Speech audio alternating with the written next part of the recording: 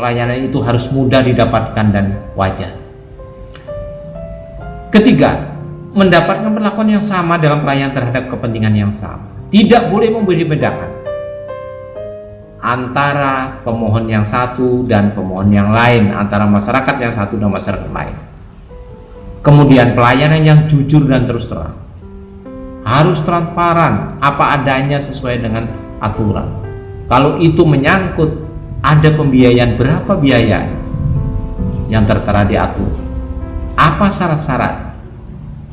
Kemudian pelayanan yang bermutu, jangan sampai memberikan pelayanan itu terjadi kesalahan, cacat dalam pemberian pelayanan. Sekarang pelayanan yang baik itu bagaimana? Nah, ini dalam konteks kita ASN sebagai pelayan masyarakat. Pelayanan yang baik ada pelayanan yang dapat memberi kepuasan optimal dan terus-menerus bagi pelanggan atau masyarakat. Berarti harus memenuhi apa? Memenuhi syarat-syarat pelayanan. Yang pertama adalah adanya standar pelayanan. Kedua, bertujuan memuaskan pelanggan. Yang ketiga, pelayanan sesuai dengan standar yang ada. Itu harus jelas, harus jelas dipampang, harus jelas ditulis, yang bisa diketahui oleh pelanggan. Bila belum ada standar pelayanan, maka pelayan prima adalah pelayan dianggap terbaik oleh instansi yang bersangkutan, tetapi harus dilanjutkan dengan menyusun standar pelayanan. Berapa waktu yang harus diperlukan? Itu salah satu. Syarat minimum SPM yang diatur dalam Undang-Undang Pelayanan Publik pasal 21 meliputi dasar hukum, persyaratan, sistem, mekanisme dan prosedur, jangka waktu penyelesaian, biaya atau tarif, produk pelayanan, sarana prasarana dan atau fasilitas, kompetensi pelaksana, pengawasan internal, penanganan pengaduan, saran dan masukan, jumlah pelaksana berapa, jaminan pelayanan yang diberikan, yang memberikan kepastian pelayanan dilaksanakan sesuai dengan standar pelayanan, jaminan keamanan dan keselamatan pelayanan dalam bentuk komitmen untuk memberikan rasa aman, bebas dari bahaya dan resiko keraguan. Kemudian evaluasi kinerja pelaksana. Apa hak masyarakat sebagai konsumen dalam pelayanan publik? Menurut pasal 18 Undang-Undang Pelayanan Publik, yang pertama mengetahui kebenaran standar isi pelayanan, kemudian mengawasi pelaksanaan standar pelayanan, mendapat tanggapan terhadap pengaduan yang diajukan, mendapat advokasi, perlindungan atau pemenuhan pelayanan, memberitahukan kepada pimpinan penyelenggara untuk memperbaiki pelayanan apabila pelayanan diberikan tidak sesuai dengan standar pelayanan, memberitahukan kepada pelaksana untuk memperbaiki pelayanan apabila pelayanan diberikan tidak sesuai dengan standar pelayanan, mengadukan pelaksana yang melakukan penyimpangan standar pelayanan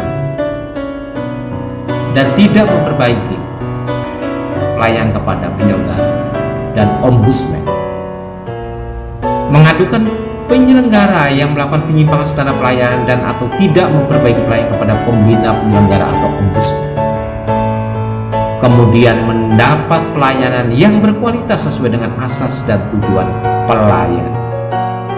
Bagaimana ASN yang berintegritas tinggi?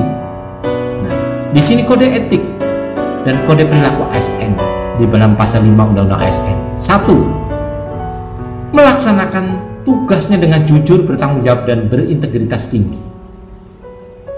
Kedua, melaksanakan tugas dengan cermat dan disiplin.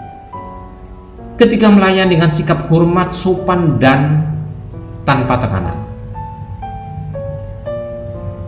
Melaksanakan tugasnya sesuai dengan ketentuan peraturan perundang-undangan.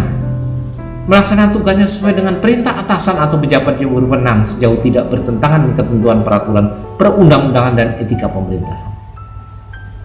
Menjaga kerahasiaan yang menyangkut kebijakan negara. Menggunakan kekayaan dan barang milik negara secara bertanggung jawab, efektif dan efisien.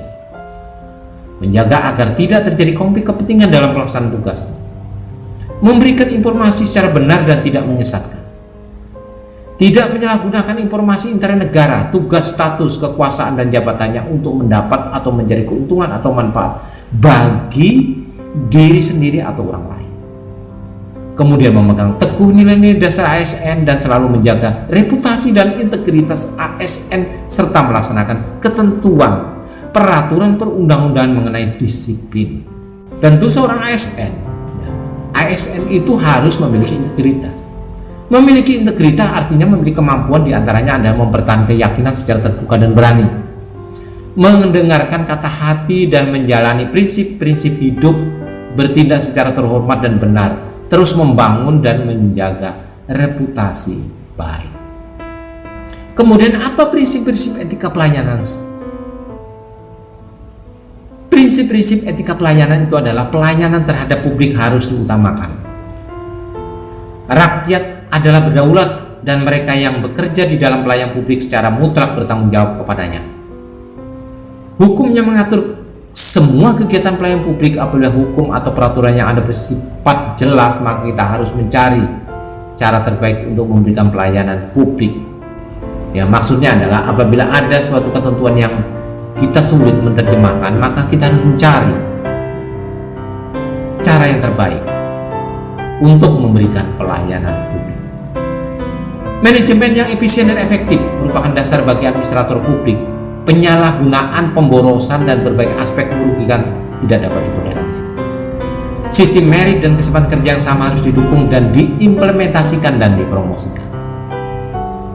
Mengorbankan kepentingan publik demi kepentingan pribadi tidak dapat dibenarkan. Keadilan, kejujuran, keberanian, kesamaan, kepandaian, dan empati merupakan nilai-nilai yang dijunjung tinggi dan secara aktif harus dipromosikan. Dan kemudian kesadaran moral memegang peran penting dalam memilih alternatif keputusan, serta administrator publik tidak semata-mata berusaha menghindari kesalahan, tetapi juga harus berusaha mengejar dan mencari kebenaran. Saudara, apa sih sebenarnya asas penyelenggaraan public service? Yang pertama adalah kepentingan umum. Segala hal itu didasarkan pada bahwa itu adalah untuk kepentingan umum. Kepastian hukum, kesamaan hak, keseimbangan antara hak dan kewajiban, keprofesionalan, partisipatif, persamaan perlakuan dan tidak boleh diskriminatif, keterbukaan, akuntabilitas, fasilitas dan perlakuan khusus bagi kelompok rentan itu juga perlu diperhatikan. Ketepatan waktu, kecepatan, kemudahan, dan keterjangkauan. Artinya harus terjangkau oleh masyarakat, mudah dijangkau, sehingga masyarakat dapat mendapatkan pelayanan secara optimal. Berarti apa dimensi kualitas pelayanan publik? Yang pertama adalah ketepatan waktu pelayanan. Yang kedua, akurasi pelayanan, kesopanan, keramahan dalam memberikan pelayanan. Kemudian tanggung jawab, kelengkapan, kemudahan mendapatkan pelayanan, variasi model pelayanan, pelayanan pribadi, kenyamanan dalam memperoleh pelayanan, dan atribut pendukung lainnya. Itulah beberapa hal menurut Gasper dalam Luqman 1998 yang bisa kita ambil pemahamannya di dalam memberikan pelayanan publik. Dan kualitas pelayanan itu adalah bagaimana pelayanan itu diberikan oleh anggota atau sistem yang dipakai dalam organisasi. Berarti pelayanan publik itu adalah, yang pertama adalah paradigma yang berorientasi pada pengelola pelayanan. Yang kedua adalah paradigma pelayanan publik yang berorientasi kepada kepuasan pengguna layanan. Berarti ada bagaimana pengelola layanan itu sendiri harus diperhatikan, dan yang kedua adalah kepuasan daripada masyarakat yang dilayani. Terus ASN sebagai pelayan publik, dia harus bersikap adil dan tidak diskriminatif dalam memberikan pelayanan kepada masyarakat. profesional dan berintegritas dalam memberikan pelayanan, menjunjung tinggi nilai-nilai kejujuran, keadilan, tidak korupsi, transparan, akuntabel, dan dapat memuaskan publik. ASN sebagai pemersatu bangsa di dalam Undang-Undang Nomor 5 Tahun 2014 Pasal 66 Ayat 1 dan 2, PNS akan senantiasa setia dan taat sepenuhnya kepada Pancasila, Undang-Undang Dasar 1945, negara, dan pemerintah. Peran ASN sebagai pemersatu bangsa, di situ ada asas, prinsip, nilai dasar, kode etik, dan kode perilaku. Oleh karena itu, kita harus mengetahui apa sih potensi perusak persatuan. Yang pertama adanya kelompok yang tidak setuju dengan ideologi negara Pancasila. Yang kedua, kemajuan teknologi informasi dan komunikasi ini juga punya dampak yang negatif di samping positif. Kemudian konflik pemekaran wilayah, konflik pilkada, dan lain sebagainya. ASN pemersatu bangsa dan negara itu memiliki jiwa nasionalisme dan wawasan kebangsaan yang kuat, memiliki kesadaran sebagai penjaga kedaulatan negara, menjadi perekat bangsa dan mengupayakan situasi damai di seluruh wilayah Indonesia dan menjaga keutuhan negara kesatuan Republik Indonesia. Oleh karena itu, saudara-saudara, kita sebagai ASN, kita tidak boleh menjadi provokator, tidak boleh menjadi pemecah belah. Jadikanlah diri kita sebagai alat pemersatu bagaimana bangsa itu bersatu. Oleh karena itu, peran ASN dalam menciptakan kondisi damai adalah yang pertama, bersikap netral dan adil, mengayomi kepentingan kelompok minoritas, tidak membuat kebijakan diskriminatif, menjadi figur teladan di lingkungan masyarakat. Itu yang penting dilakukan. Saudara-saudara, demikianlah yang dapat saya sampaikan. Mudah-mudahan materi ini bermanfaat bagi saudara-saudara semuanya, calon pegawai negeri sipil. Saudara-saudara, demikian yang dapat saya sampaikan. Mohon maaf bila ada kesalahan.